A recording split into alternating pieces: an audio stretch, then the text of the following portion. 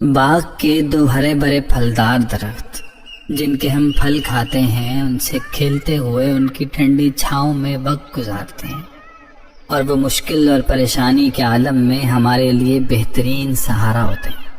وہ ہمیں پالتے پوستے ہیں، پڑھاتے لکھاتے ہیں، اپنے آپ کو تکلیف میں ڈال دیتے ہیں، مگر ہماری ہر خواہش پوری کرتے ہیں۔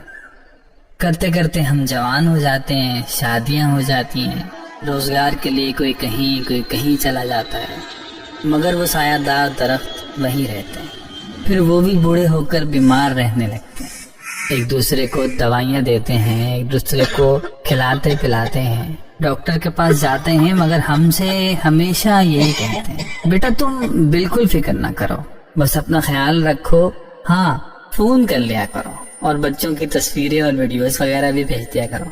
اس کے بعد ڈھیروں دعائیں بھی دیتے ہیں، لیکن آہستہ آہستہ یہ بوڑھے ہو جاتے ہیں اور ان کے پتے زرد ہو کر گرنے لگتے ہیں، اور بالآخر ان میں سے ایک سوکھ کر گر جاتا ہے اور دوسرا اس کے غم میں کچھ ہی عرصے بعد چلا جاتا ہے۔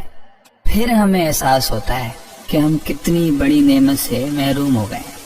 پھر ہم کہتے ہیں کہ ہم سے سب کچھ لے لو مگر امی ابو واپس لوٹا دو، مگر اب کچھ نہیں ہو سکتا۔ جب وہ تھے تو ہمیں ہوش نہ رہا، اور جب ہمیں ہوش آیا تب وہ نہیں رہے۔